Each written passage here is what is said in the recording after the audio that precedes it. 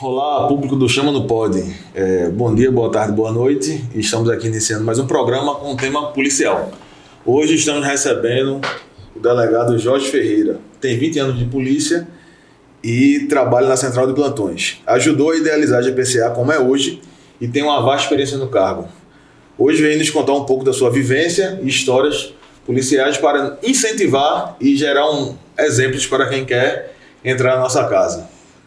Delegado Jorge, chama no pod, Catita.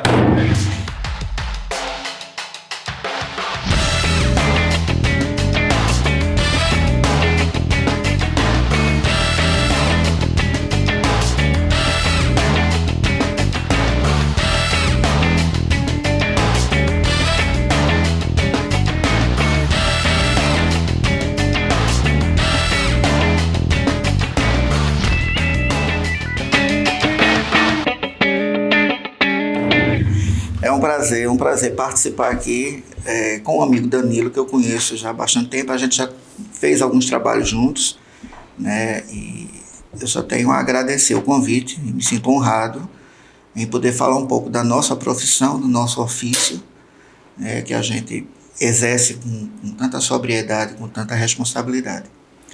Chama o senhor delegado de Jorge. Pode me chamar à vontade, do jeito que você achar mais conveniente. Jorge, delegado, Bel. As pessoas me chamam de diversas formas. Delegado, eu sempre pergunto isso aos policiais. Sei que o senhor tem orgulho da profissão. Já solucionou, investigou diversos casos. E da onde isso surgiu? Porque tem várias pessoas que nos assistem que querem ser policiais, que gostam da carreira e se interessam por isso, né? Talvez muita gente nunca tenha pensado em ser policial, mas a gente sabe que essa chama surge em um certo momento. Eu, no meu caso, tenho diversos parentes policiais, né?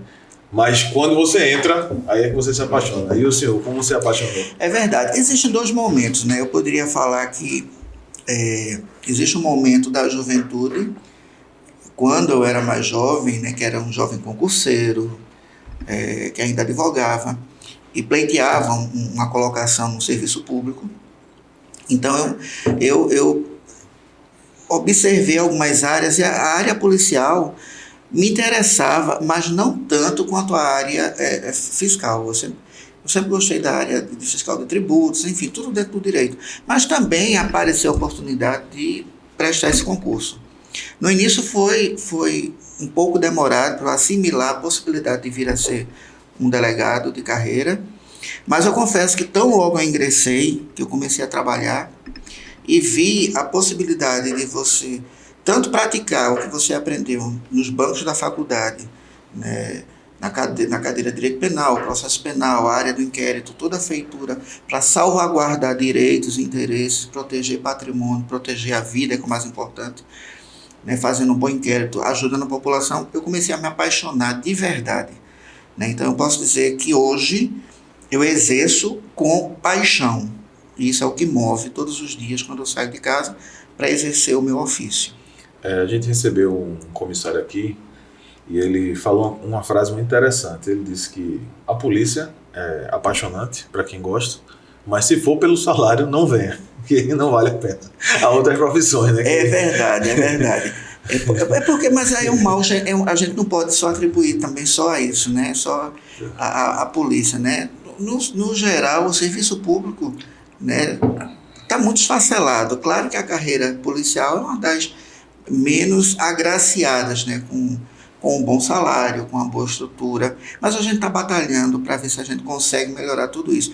Graças ao pessoal novo, né, que está entrando também, assim como vocês, né, que tem grandes serviços prestados à população e tem dado voz e visibilidade a essa categoria, né, através dos projetos, né, através desse programa, que eu acho isso uma grande iniciativa, mais do que necessária, né, para que a gente possa falar e trazer aqui à luz o que é que acontece com a Polícia Civil. Qual foi a primeira lotação? Eu e toda a minha turma naquela época, no ano de 2002, nós fomos, assim que tivemos as lotações confirmadas, fomos para o Sertão. Foi um grupo pequeno, foram 37 delegados, foi o restinho do concurso de 97, 98, que foi dividido em 4 turmas, e fomos a última turma a entrar. E fomos todos para o sertão. Eu fui para Carnaúbeira da Penha, que é conhecido como Polígono da Maconha. Foi complicado, mas foi ao mesmo tempo grandioso para mim, porque eu tive que aprender, né, com receio, com cuidados e cautelas, com medo, longe da civilização, porque você trabalhar no sertão há 20 anos atrás, a gente não tinha internet como a gente tem hoje, celulares não pegavam, né, celular analógico ainda, não tinha internet, não tinha WhatsApp, não tinha rede social.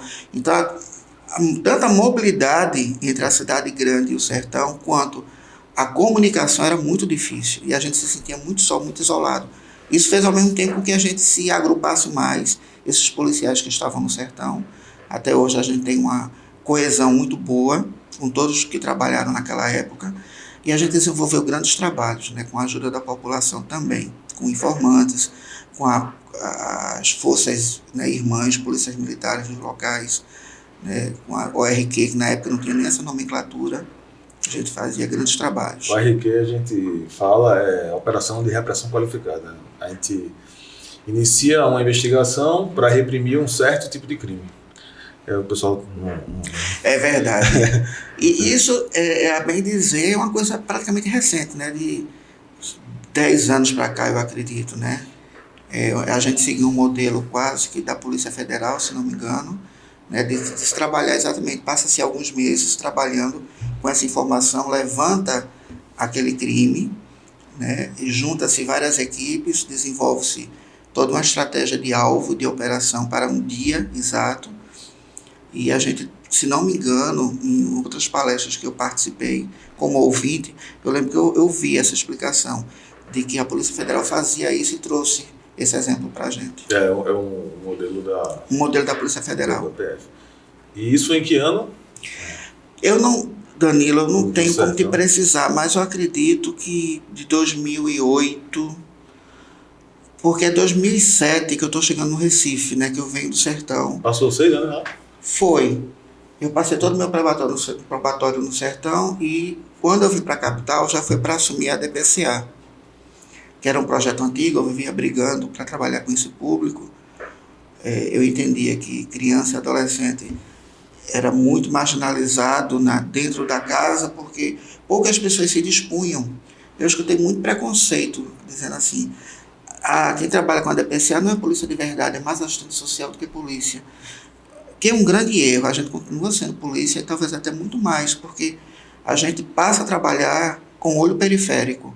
A gente não tem só o olho focado no crime. Quem trabalha com a delegacia social como DPCA ou mulher, começa a ampliar a visão para ver o lado periférico do crime. A gente vê a família que tá doente, que está precisando de ajuda, os irmãos, os parentes próximos, o conselho tutelar. A gente tem uma rede maior de atuação, de proteção, para sair só do crime que está sendo praticado e tentar atingir todo o meio familiar, né? Tanto da mulher quanto da criança. E não é todo mundo que consegue trabalhar com esse tipo de crime. Eu estou fazendo um curso na Cadepol, abraço pessoal do Core, e estava comentando isso hoje. Eu não conseguiria trabalhar com menor. A delegacia é dividida, né, entre os menores que são vítimas e os menores infratores. Não é isso? Menor vítima, para mim, é uma coisa que me mexe demais com o meu emocional. Eu não conseguiria trabalhar. Mexe, eu acho que com o emocional todo mundo. Só que quando você adentra nessa seara, inevitavelmente você vai ter que ler, pesquisar. Eu lembro que na época me assustou quando eu fui convidado para ir para a DPCA. Entrei como adjunto, passei a ser titular depois, mas como adjunto eu comecei a sofrer porque eu tinha que desenvolver, para bem trabalhar, eu tinha que desenvolver uma distância técnica do não envolvimento, né? Isso para mim era crucial, porque querendo ou não, todo mundo tem filho, todo mundo tem sobrinho, tem neto, tem alguma criança próxima que a gente devota carinho. E por mais que não tenha criança próxima, a criança em si, você já tem aquele cuidado, né? Por mais que não a criança tem o poder da sedução, né? Inspira cuidado, inspira proteção. E eu tive que aprender a me distanciar. No início era sofrível, porque você se envolvia na história da vítima, da criança, né? Muitas vezes abuso de natureza sexual, abuso de natureza física, violência doméstica, maus tratos, mas a gente seguia adiante. E a gente desenvolveu esse distanciamento tão bom e necessário que fez com que a gente conseguisse ficar neutro e para poder avançar na investigação, avançar no trabalho, sem sofrer muito prejuízo mental. E a gente tinha dentro da DPCA, eu saí de lá já faz um tempo, mas a gente tinha um projeto chamado Cuidando do Cuidador, porque a gente começou a perceber que o policial que trata desse assunto, desse tema, ele também precisa de cuidado, porque é muita emoção, né, que ele absorve, ele se envolve tanto com o caso da criança vítima quanto com os familiares, e ele pode desencadear um processo de sofrimento junto à sua própria família, principalmente as mulheres. A gente tem a maior preocupação de que elas não vissem seus filhos como possíveis vítimas, né? Porque a mãe é muito mais forte a relação da mãe com o filho do que com o pai, do que o pai com o filho. Sim. E a gente tinha reuniões mensais com o público da DPCA, os policiais, para que eles, né, ficassem atentos a isso, a esses sinais, que não deixassem o assunto da DPCA ficasse na delegacia tão logo encerrasse o expediente, né? E ele chegasse na sua casa, encontrasse seu companheiro, sua companheira, seus filhos, sobrinhos e netos, da forma como sempre conviveu com eles, como entes queridos. É mais difícil você trabalhar com esse tipo de crime porque você percebe quão o ser humano pode ser ruim, né? Você pega um crime a patrimônio ou até mesmo um crime de tráfico que você consegue entender a motivação daquele crime, não é isso? Não, ele está querendo cometer esse crime por benefício financeiro, ele está querendo se vingar, a motivação fica mais próxima de você consegue entender. Certos crimes contra a criança, você não entende, né? Você bate de frente com alguns monstros que você preferia não ter encontrado. É verdade. Quando eu me machuquei em serviço e passei um tempo afastado. Quando você volta a passar um período no RH para voltar. E eu trabalhei com um colega da GPCA, que ele ficou cego pelo estresse. Passou um período cego, depois voltou a enxergar, se tratou tudinho. E a gente realmente, se está em prática ou não, essa ideia é perfeita. Porque... eu não sei se ainda continua, porque foi uma ideia da gente, na época que a gente trabalhava na DPCA, eu e minha equipe, né, junto com outros profissionais que ali estavam, não sei se ainda estão, mas eu acredito que tenha, né, acontecido até um desenvolvimento, né, um aperfeiçoamento da ideia. Tomara que sim, porque a gente fica... Tomara que sim. Desamparado nessa área psicológica, né? Isso. É uma área que... E eu sempre digo isso, né? Quando você se aposenta da polícia, se você tiver com a saúde física em dia e a mental, você venceu. Você venceu, é verdade. É o que a gente torce, né? Eu costumo dizer, eu quero me aposentar, mas com saúde. Com saúde, né? Saúde física sem estar doido. Exatamente, mental, para poder aproveitar o trabalho. E a turma adora ouvir. Eu sei que o senhor tem diversos casos de investigação. Se puder contar alguns aqui pra gente. São vários, né? Mas assim, eu lembro que alguns que me tocaram. Uma menina, que não foi nosso esse caso, na realidade não foi nosso, mas me tocou muito, porque ela chegou na DPCA para a gente fazer o encaminhamento do corpo. Ela tinha sido estuprada e enterrada em Goiânia. E como desenterraram ela ainda com vida, ela foi socorrida para o IMIP, faleceu no IMIP, então quem tinha que fazer a remoção, né, a autorização do corpo do IML seria a autoridade policial aqui da cidade, né, e foi para mim. E quando eu li o prontuário e a história, foi monstruoso demais, né, que foi o próprio tio quem fez isso, né, e depois de ter feito isso, eu acho que a menina tinha 9 anos, ele enterrou ela no quintal de casa. E anos depois, eu acho que 2 ou 3 anos depois, eu tive a oportunidade de conversar com esse criminoso na cadeia pública de Limoeiro. Nesse caso foi de Limoeiro.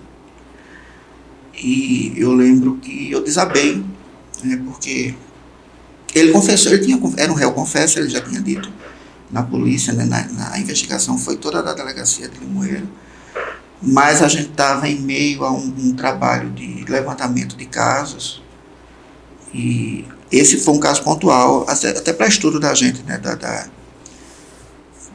UNIAT, Unidade de Apoio Técnico. A gente de vez em quando se debruçava sobre alguns casos para entender a trajetória do crime, a cabeça do criminoso. E eu fui conversar com esse rapaz lá no presídio, tive autorização. Tiveram outros também que me chocaram. E ele quando foi interrogado? Ele chorou. Não, eu não participei do interrogatório, né, porque no caso não era nosso, mas nessa conversa que eu tive com ele, anos depois, ele ainda chorou. Ele tinha... Eu acho que o tempo que se passou, né, o sofrimento que deve ou aconteceu na cabeça dele, no plano físico, no plano emocional dele, né, e ele teve que conviver com isso durante muito tempo. Acho que naquele momento que teve que, né, desabrochar esse assunto novo, é claro que motivou ele, né, é claro que ele sofreu, né, mas nada perto do que ele causou. Nem, né? Nada que compense. Nada que compense, nada que convença, né, que a gente deva esquecer aquilo. Um dos meus primeiros... Quando eu entrei, eu fui para homicídio, né? Um dos meus primeiros casos foi uma menina, acho que 9 anos. A gente fazia o local de crime, né? Fazia o papel que a Força Tarefa faz hoje, sim, isolar o local. Tá? A gente foi pro local, tava chovendo muito na época e era numa zona rural e tinha uma descida de barro. Quando a gente desceu, só tinha casa lá e a menina pendurada, uma calcinha pelo pescoço. Enforcada, tinha sido enforcada, tinha sido violentada, né? E ainda tinham introduzido um pedaço de pau no ânus dela. Pronto. Essa situação aí... faz o policial desabar, né? Faz, porque eu era muito novo, tanto de idade, né? Eu acredito que tinha 21 anos. Como de polícia, eu só deveria ter 1 ano, né? E a realidade é muito mais cruel do que qualquer coisa que você lê ou veja. Né? Muito mais. Mas eu trabalhei com a minha equipe na época incansavelmente. Trabalhei incansavelmente para pegar o criminoso. Na verdade eram 2 irmãos, um deles era marido da mãe da vítima. E realizaram um ritual com ela, era envolvido em magia negra e a gente descobriu pelo DNA. Conseguiu prender os 2. Depois de, acredito que 6 meses, mas foi 6 meses sem descanso. E o engraçado é que isso é um crime de proximidade, né?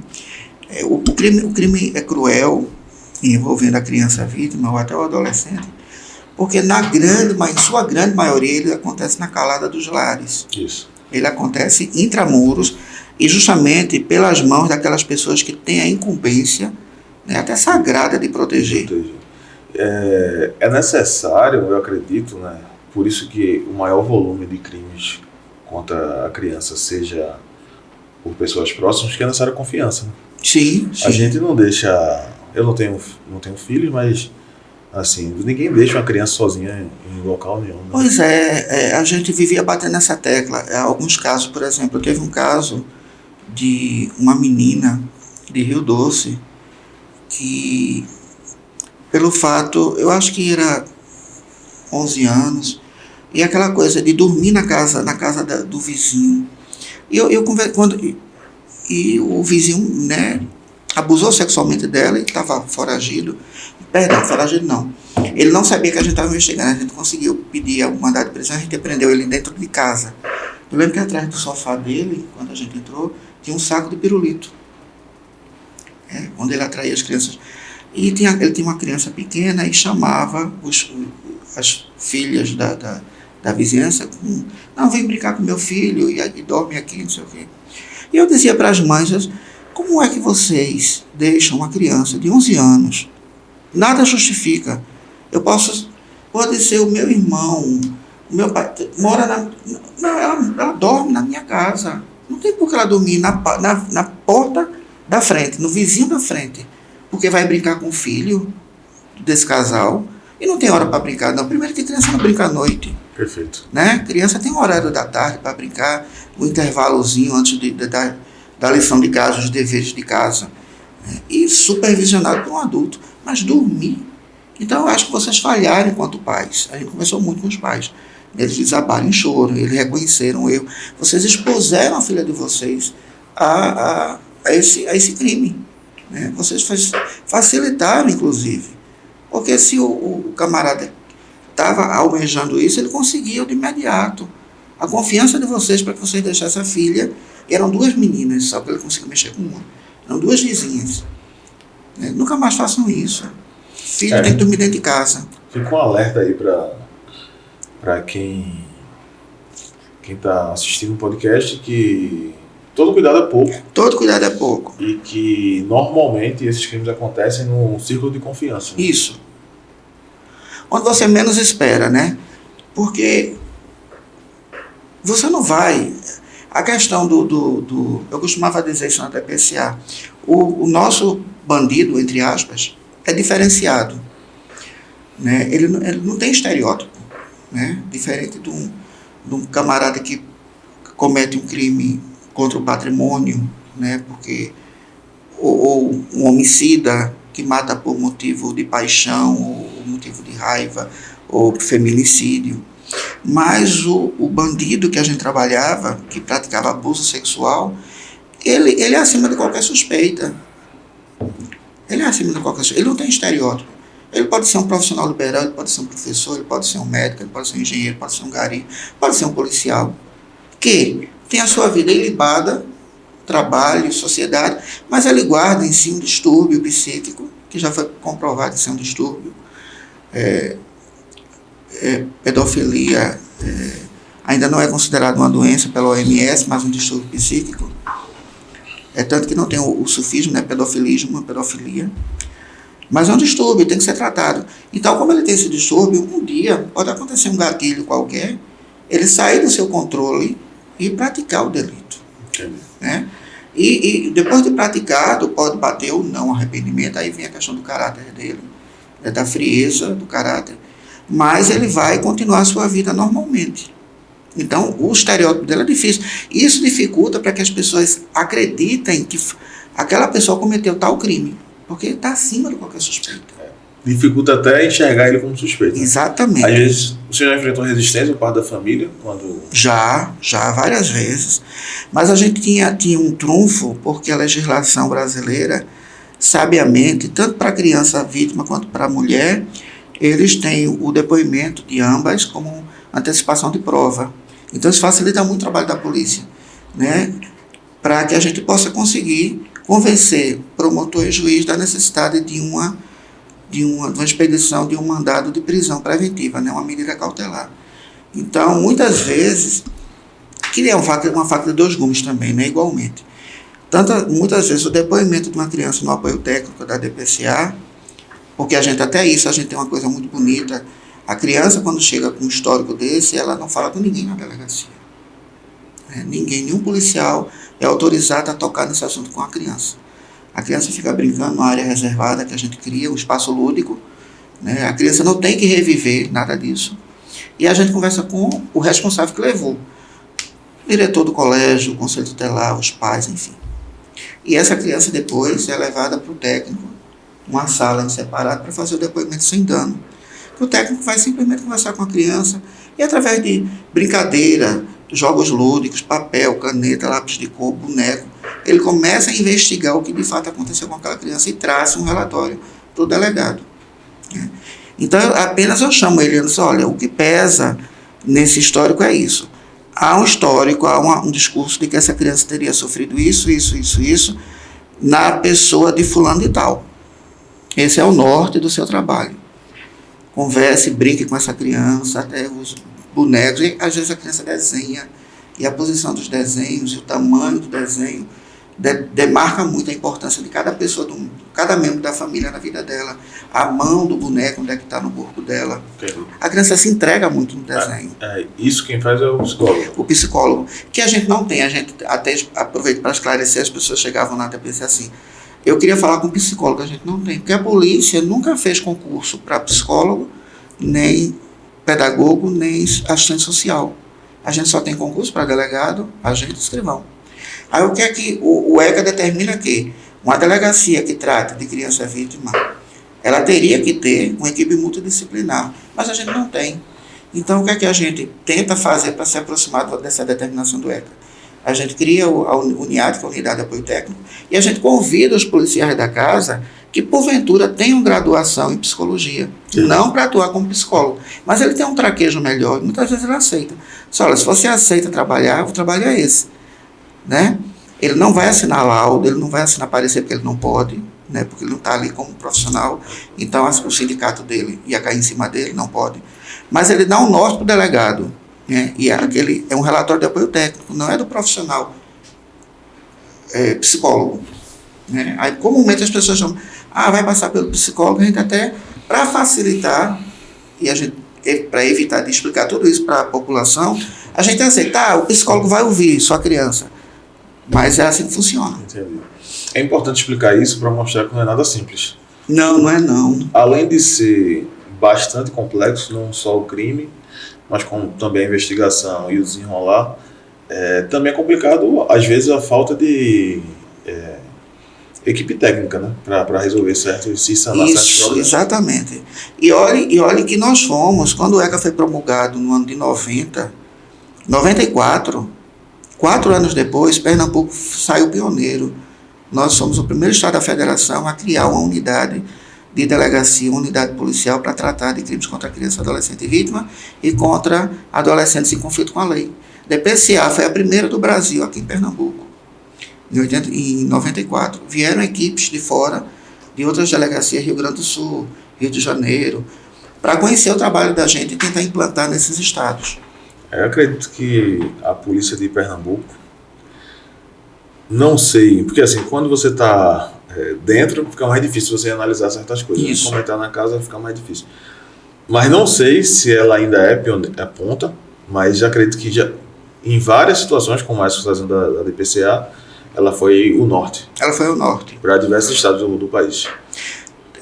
Tanto que eu tive a honra de inaugurar, eu passei muito tempo na Madalena, mas quando houve o projeto de descentralização e se criou a unidade DPCA paulista para atender algumas cidades da Metropolitana Norte e criou-se depois Prazeres para atender algumas cidades da Metropolitana Sul, eu fui convidado pelo Dr. Manuel Carneiro para assumir a Delegacia Paulista, inaugurar.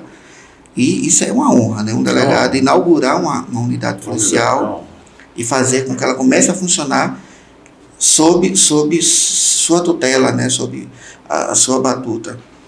E eu lembro que reuni a equipe e tracei o norte. A gente trabalha assim uma semana para se adaptar, porque você tem que ver o perfil do policial, né? Isso. Tem um policial que tem um perfil de rua. Não, doutor, eu prefiro estar na rua, eu prefiro entregar intimação, eu prefiro fazer com a equipe de investigação, de cumprir mandado. Não, doutor, eu prefiro mais atender o público, eu prefiro fazer registro BO. Até mesmo caso, se tiver algum formato de psicologia, pronto, a gente teve o atendimento às vítimas. Isso, 2 moças, uma pedagoga e uma psicóloga se dispuseram a iniciar o nosso trabalho lá. Eu tive uma ajuda também de um outro policial, psicólogo formado, que já desempenhava esse papel na DPCA, foi trabalhar comigo, né, para me ajudar a montar essa equipe. E é muito interessante, porque quando se criou, engraçado que na Madalena, uma coisa que me incomodava, a sala do apoio técnico, onde o técnico via a criança, era fechada. E aquilo me incomodava. Entendi. Porque eu entendia assim, um espaço em que a criança se veja fechada pode fazer com que ela ressuscite antigos demônios em ambientes fechados. O trauma, né? O trauma. E só que eu não tinha muito poder, né? Quando eu inaugurei a delegacia, que a gente terminou a sala, eu chamei o marceneiro, que eu disse, olha, eu quero que o senhor recorte na porta. Ele disse, eu quero um grande recorte com vidro. A sala vai ficar fechada, a gente não vai ouvir o som, mas quem passar vai ver a atuação do técnico com a criança que é impessoal, né? E tanto a criança também vai olhar para fora e vai ver que tem gente ali do lado de fora. Ela se sente segura. Os pais muitas vezes ficam do lado de fora. Isso. Então isso dá uma certa segurança para a criança, né? Aí você vai, né, moldando a coisa para que funcione da forma mais correta, mais próxima do que determina o ECA. Eu trabalhei em Paulista, no complexo, na época que você inaugurou lá. Pronto, a gente inaugurou aquilo juntos. Enquanto a os menores infratores? É uma polêmica, né? É um assunto polêmico. Porque a primeira pergunta que vem, né, quando se trata desse assunto é: você é a favor ou contra a redução da maioridade penal? Eu atualmente, eu acho que deva se mexer na maioridade penal, sim. Eu acho que deva reduzir a maioridade penal, porque a gente está vivendo um momento muito complexo. As informações, a formação de qualquer pessoa desse país está muito acelerada, do mundo, está muito acelerada. Então eu não posso tratar um adolescente, um jovem com 17 anos, de 1940, a época da promulgação do Código Penal, com um jovem de 17 anos de hoje. Eles evoluíram. Um rapaz e uma moça de 20 anos atrás demorava um pouco mais para amadurecer. Um menino ou uma menina com 12, 13, 14 anos, né, 15, e hoje em dia é muito mais acelerado, né?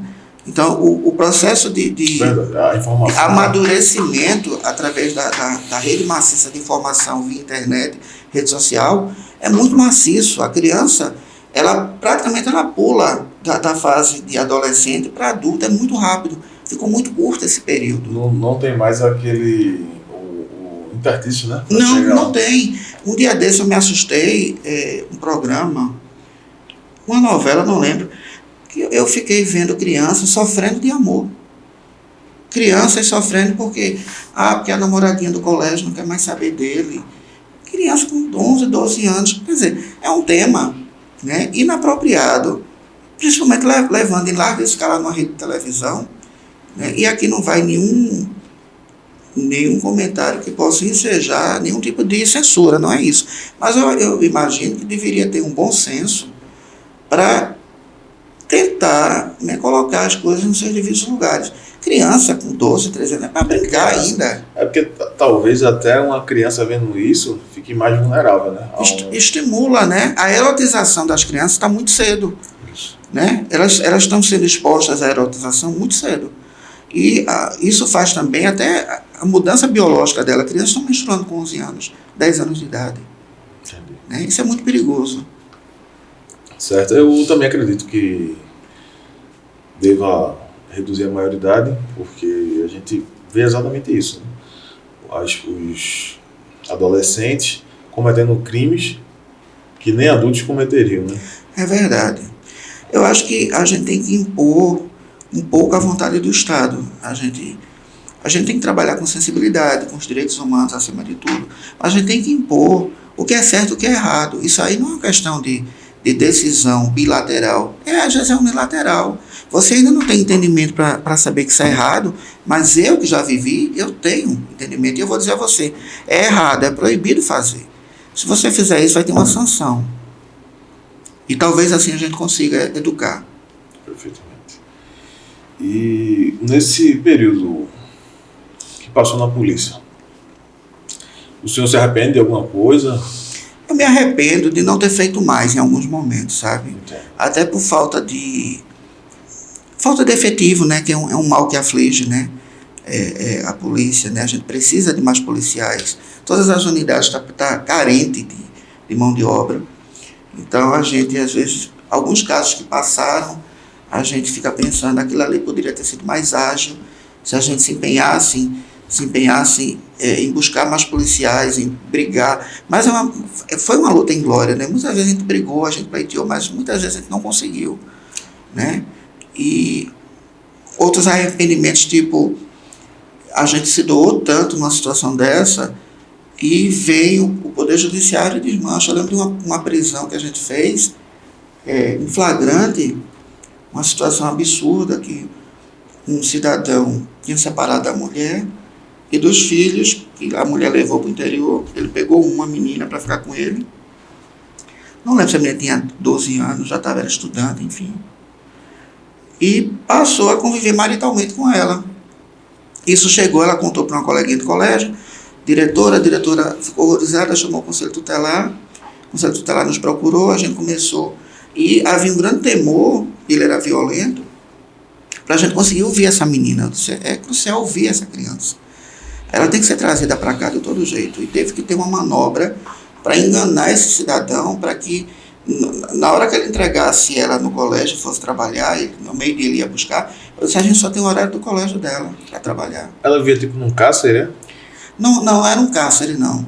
Mas ele... Não deixava, não deixava ela namorar, tratava ela como esposa, tanto que ele destruiu a cama dela. Ele quebrou a cama dela de solteira para que ela dormisse com ele na cama de casal. Né?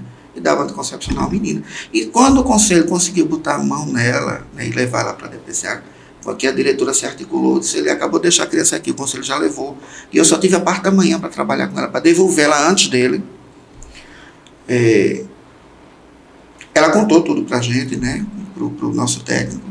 A delegacia parou só para isso. E quando o técnico disse, doutor, ela disse para mim que a última vez que aconteceu foi agora à noite. Eu estava no flagrante. Eu só estou no flagrante, eu não posso deixar esse camarada. Não pode deixar ele Não posso deixar. Ele não volta mais para ela. Ela não volta mais para ele. Ele tem que ser preso. Perfeitamente. E tem outras questões envolvidas, né? Tipo, ele notou que ela saiu. Ele voltou mais cedo. Não, ele voltou. Aí o que é que a gente fez? A gente ia devolver apenas ela para o colégio. Eu disse, não, a gente montou a equipe, parou dela. A gente vai prender ele agora. A gente foi no calor a gente ficou lá num local lá próximo. Quando a gente está se aproximando, aí o conselho levou ela logo para dentro do colégio, só que eu vou depois para conversar com a diretora. Quando eu estou me aproximando, que a diretora vem para abrir o portão, ela se assusta, aí faz um sinal para mim. Estava lá. Ele estava vindo. Né? Só que a equipe estava espalhada, a gente já botou em cima dele. Né? Quieto, está preso, né? Deita no chão, aquela coisa toda. E ele confessou. Ele confessou, levou a gente. O senhor permite, tudo anotado, tudo fotografado. Ele deixou a gente entrar na casa, a cama estava quebrada. Do jeito que a menina disse, em cima da cômoda do quarto dele tem um cestinho de cerâmica, dentro tem as carteiras de anticoncepcional, está tudo lá. Imagina. Ele foi preso, réu confesso. 5 dias depois, o conselheiro chegou na delegacia, assustadíssimo, ele foi solto. Porque o promotor, o juiz, não entendeu aquilo como um flagrante. Imagina o terror que essa menina vivia, né? Porque você com 11 anos, você não tem como sair, se mudar. Não tem. Não tem como e sair. A família tinha ido para o interior. Ela não tinha quem aqui, a quem recorrer. Né? Ela teve que se abrir, eu não lembro, faz tempo. Isso foi com uma coleguinha, a coleguinha bateu para a professora para a diretora, né? Até porque eles têm essa questão da notificação compulsória, né? Qualquer cientificação de crime eles têm que comunicar, ou o conselho tutelar de preferência. Porque se não fosse isso, ia estava acontecendo até hoje. Mas ainda bem que ela a equipe agiu, né? Agiu no momento que e deveria. foi sofrível porque a gente, depois de 5 dias, trabalha inglório. Isso. A gente fica... Eu acho que pelo menos no que me aparenta aqui, é uma distância muito grande entre os poderes, né? Muito. E essa distância, às vezes, causa esse entendimento, assim. É isso, Danilo, que eu sinto saudade do interior, sabe? Lá a gente sente uma coesão muito forte.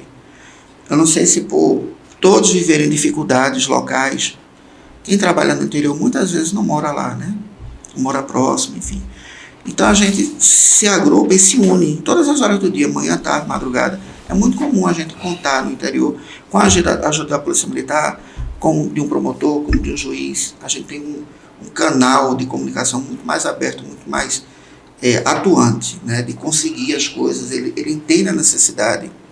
Eu lembro que quando eu estava na cidade interior tem muito isso, o dia da feira é o dia que mais dá mais trabalho à Polícia Civil, né, e Militar, porque toda a comunidade da área agrária, né, da área rural, vai para o centro da cidade para vender, né, fazer escambo e vender sua mercadoria, enfim. E acontece muita bebedeira. Então, 4, 5 horas da tarde, tem muito bêbado na rua, tem briga entre eles, tem muita gente com faca, enfim. E a PM trazia muita situação para mim, e chegou uma hora que isso está difícil, eu não posso. O único artigo do Código Penal que me permite trabalhar seria embriaguez. Tinha um termozinho lá que não encaixava. A embriaguez daquele camarada ali era pontual. E o código fala de embriaguez, é como se fosse uma coisa constante. Aí eu disse, eu vou conversar com o juiz para ver, porque me bateu uma ideia. Eu disse, na época não havia cotel, o delegado ainda tinha poder de autuar em flagrante, ele mesmo mandar para o presídio, eu sou dessa época. Eu disse, eu não posso mandar ele para a cadeia pública, porque não tem nenhum procedimento legal contra ele, é abuso de autoridade. Não posso mantê-lo preso sob a alegativa de que ele está embriagado. Eu não sou médico perito. Eu não posso alegar embriaguez alcoólica de ninguém. Conversei com o doutor Ailton, que era um grande juiz, muito sensível. Disse, doutor, é a ideia que eu dei para ele, se o senhor me permite. Essa situação acontece com muita frequência aqui. Se o senhor me permite, eu posso criar um documento, um mandado de prisão diferenciado, onde eu explico que ele está sendo recolhido, não preso, mas sob cautela do Estado, para ficar em cela separada na cadeia pública, que não havia presídio, é cadeia pública, destacamento militar. Tão logo passe a embriaguez alcoólica, para que ele não venha a ser agredido no meio da rua, ou que ele não agrida ninguém. Querendo ou não, a gente está tirando ele de circulação de uma forma legal, porque existe um documento em que eu estou dizendo que o Estado está cuidando dele enquanto ele descansa, repousa e dorme. Então, logo, de 8 horas da manhã, ele seja posto na rua para ir para casa. Ele adorou a ideia e foi um santo remédio. A cidade ficou em paz. Então, toda quinta-feira, 2 ou 3 nessa situação. E a PM já sabia. E eu ficava preocupado, como eu dormia na delegacia, eu ligava de noite, como é que está fulano? E ele está dormindo, tá, doutor? Por exemplo, dê um pulinho lá na sala, dê uma olhadinha nele. Não, ele tá respirando, ficava preocupado. Tá, doutor, tá tudo certo. Quando a mãe se deu, era o primeiro a acordar às 7 horas da manhã. E aí, como é que ele tá? Tá bem, já tá acordado, não sei o quê. Tá bem, pronto. 7h30, a cidade já acordou, libere ele. Era assim que funcionava. Você tem que ter ideia para poder tanto trabalhar quanto fazer alguma coisa positiva em prol da comunidade. Perfeito. E com certeza a ordem era mantida nos dias de feira, né? Sim, com certeza. A gente respirou. Pois é, eu sinto isso. Essa distância, né? A distância entre os poderes dificulta isso para mim. Gera uma burocracia que às vezes é desnecessária. Desnecessária. E o pessoal que está querendo fazer concurso, está querendo entrar na polícia, está estudando direito aí na faculdade, o que é que você diz? Eu torço muito por eles, eu quero que eles entrem, né? A gente está precisando até para uma questão de sobrevivência. Isso. A Polícia Civil está encurtando, está minguando, né? Muitas vezes, o que é que eu vejo, o que é que me aflige? As pessoas entram aqui como trampolim para alguma outra coisa, e isso me preocupa. Seja do plano político, seja no plano de outros concursos, isso é preocupante. No plano de eficiência também, né? Porque se você utiliza, não estou falando de todo mundo, né? Mas se você utiliza aquele cargo para um trampolim, você não vai trabalhar com o mesmo afinco. Não, claro que não. Até porque você não se enxerga nesse cargo por um período grande. Né? A gente só tenta melhorar aquilo que a gente imagina que vai usufruir por muitos anos. Aí a gente quer construir uma carreira sólida para dar conforto no trabalho, no dia a dia, segurança no que está fazendo da forma certa. Avançar na carreira. Então eu torço para que venha policiais que estejam engajados, que tenham no sangue, que assim como eu, entrou meio que incerto, com medo, com receio, mas que aprendeu a gostar. E é um parto, né? O fato de eu acho até mais interessante a pessoa ter a dignidade e a coragem de falar, não, eu entrei cego, sem saber o que era, sem gostar, mas eu aprendi. Quando eu aprendi como é que funciona, eu lembro que quando eu era instrutor da academia de polícia, que eu era titular da cadeira criança e adolescente, mas eu também passei uma época ensinando prática cartorária. Isso me motivava, porque no sertão eu entrei na polícia num momento escasso, não tinha escrivão. Então eu fui meu escrivão. Todos os delegados da minha turma, um ou outro tinha um escrivão perdido. Eu não tive. Eu vim ter escrivão aqui no Recife. Então, aí em Floresta tinha um escrivão que eu ia para lá e ficava de madrugada vendo ele trabalhar. Aí na época do disquete, né? Eu sou dinossauro do disquete. Aí Leilson, o nome dele, né? Um grande profissional. Eu disse, para que isso? Essa peça é para quê? Aí ele me dava aula. Aí eu posso copiar? Aí eu comecei a construir meu cartório. Aí eu levava para minha delegacia. Aí eu comecei a... Hoje em dia eu sei fazer sozinho. Hoje não, né? Porque tem o PCPE, eu sou da época do Word. Mas eu, tirando o PCPE, eu sei fazer o inquérito da capa o carimbo de remessa. Com todas as peças. Que eu fazia só, era eu que fazia. Só uma curiosidade minha, né? A distância entre as cidades que o senhor trabalhava para a Floresta? Olha, Floresta é uns 500 quilômetros daqui, né? Mais ou menos isso. As distâncias eram 50, 60 quilômetros. Distante. Teve cidade de 100 quilômetros já. E Bimirim, de Bimirim para Floresta, 100 quilômetros. Esse momento aí, que o senhor fala que ficou no sertão, o sertão estava pegando fogo, né? Com o novo cangaço. Né? Mas a gente chegou numa fase final. Havia esse temor reverencial, né, de toda a minha turma. Em Floresta, que a gente sabia que ia para Floresta, Serra Talhada, Salgueiro, aquela região toda. E havia ainda a questão tanto a briga do Ferraz e Novaes, em Floresta... Essas cidades são maravilhosas, meu pessoal. As cidades são lindas, as cidades... Serra, por exemplo... Não, são cidades magníficas de se morar, de se passear. Eu falo do ponto de vista policial. Policial na época, a gente tem uma leitura policial. Teve uma época que estava...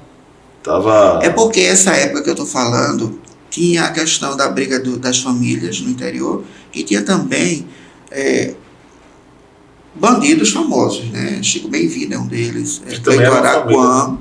Pois é, né? Infelizmente, né? A família, o resto da família pode não padecer desse mal que ele padeceu. Isso. Mas, infelizmente, ele aterrorizou muito a cidade. Né? Quer dizer, quando você for para o sertão, ainda estava... Ainda tinha... A briga das famílias tinha terminado já. Floresta vivia um período de paz, mas ainda reinava essa questão da briga de Chico Bem-vindo e Cleiton Araquã. Eu não presenciei, porque isso se dava mais no plano na cidade de Belém de São Francisco, em umas ilhas que tinham ali perto. Eu esqueço o nome desse conjunto de ilhas. Mas, querendo ou não, isso reverberava nas cidades vizinhas. Né? Às vezes alcançava a violência. Tanto Chico Bem-vindo, acredito que quem tiver curiosidade e pesquisar, vai aparecer no Google aí. E Cleiton Araquã, eles eram chefes de organizações criminosas, que é chamado Novo Cangaço, porque eles tinham bandos no sertão feito o Lampião. Isso, exatamente. Doutor, a gente está perto de encerrar, não sei o que queira conversar. Fique à vontade. Está sendo delicioso essa conversa. É sempre agradável. A gente passa a noite toda conversando. Sem problema. Muito obrigado por ter nos prestigiado aqui, por ter contado tantas histórias. Acredito que a sua história vai estimular o seu exemplo de profissional, de empenho, na verdade, né? Porque não são todos os profissionais, a gente sabe, no serviço público, que tem esse empenho, né? E na polícia é necessário para cumprir certos papéis. E eu agradeço, senhor, por ter vindo aqui, por ter nos dado, né, uma aula aí sobre... Só tenho a agradecer, né, Danilo? Quem agradece sou eu, na verdade, né? Me sinto honrado em estar aqui conversando com vocês, né? Nesse formato, assim que eu cheguei, eu disse, é um formato novo para mim. Eu sou meio que dinossauro, né? Na polícia e na vida. Então, tem mecanismos de comunicação novos para mim. Eu acho delicioso, eu acho que isso é o futuro, né? Para que a gente possa, para que a informação chegue em todos os cantos, né? Em todos os rincões desse país de forma ágil e rápida. Mais uma vez, obrigado. Obrigado aos senhores. Sinta-se à vontade quando quiser vir aqui, tá em casa. Não esquece de dar o like aí, dar uma moral para o pessoal de Mano Pode e prestigiar o trabalho do delegado Jorge. E logo mais estaremos de volta aqui com o programa policial. Curte, compartilha e segue aí no Instagram, no YouTube e no TikTok. Chama no Pode, Catita.